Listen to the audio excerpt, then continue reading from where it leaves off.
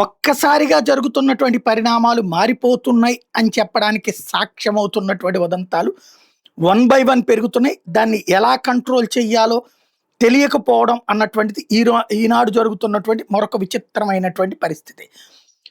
ఏదైతే ఆహ్, పరిస్థితుల్ని కంట్రోల్ చేయడానికి అన్నటువంటి ప్రయత్నం కాస్త, ఆ పరిస్థితుల్ని తన చేతిలోకి తీసుకోవడం అన్నటువంటి కాన్సెప్ట్‌నే పవన్ కళ్యాణ్ తీసుకుంటారు. ఎప్పుడైతే కూటమి సంక్షోభంలో పడుతుందో అప్పుడు ఆయన బయటకొస్తారు. జగన్‌ని నిలదీస్తారు, నిందిస్తారు, ప్రశ్నిస్తారు, ఆగ్రహిస్తారు. అదే సందర్భంలో ప్రజలకి మేలు చేసే కార్యక్రమాన్ని ప్రొజెక్ట్ చేస్తారు. పవన్ కళ్యాణ్ తాజాగా చేసుకొచ్చిందదే 'రాజోలులో'. ఇది ఇప్పుడు ప్రోగ్రామ్ కాదు. ఎప్పుడో ఫిక్స్ అయినటువంటి ప్రోగ్రామ్. అక్కడ ఉన్నటువంటి చెట్లకి దాదాపు నెల రోజుల క్రితం ఏమో ప్రొజెక్ట్ చేశారు. కొబ్బరి చెట్లు ఈ ఉప్పు వాటర్‌తో పాడైపోతున్నటువంటి సిట్యుయేషన్ చూడ్డానికని వెళ్ళినటువంటి సందర్భంలో జనం పెద్ద ఎత్తున తండోపతండాలుగా తరలి వచ్చారు.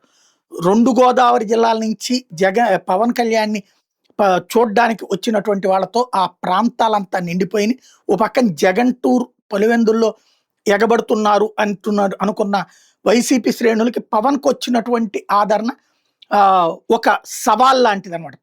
జగన్‌కి ఎట్లా ప్రజాదరణ వస్తుందని ఆళ్ళు సంతోషపడతారు. అదేవిధంగా ఇక్కడ పవన్‌కి ప్రజాదరణ ఎక్కువగా ఉంటుందన్నటువంటిది మరోసారి గ్రహించాల్సినటువంటి విషయమైంది.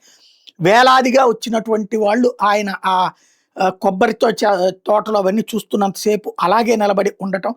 ఆ తర్వాత ఆయన వాళ్ళందరినీ చూసుకుంటూ చేతులు ఊపుతూ వెళ్ళడం. ఆ టైంలో ఆ ప్రాంతంలో ఉన్న రోడ్లన్నీ కిక్కిరిసిపోవడం, చివరికి ట్రాఫిక్ మళ్లింపులు చేయాల్సిన పరిస్థితి రావడం చూస్తే పవన్‌కి జన నీరాజనం అనేది ఏమాత్రం తగ్గటం లేదన్నది తేలింది మరోసారి.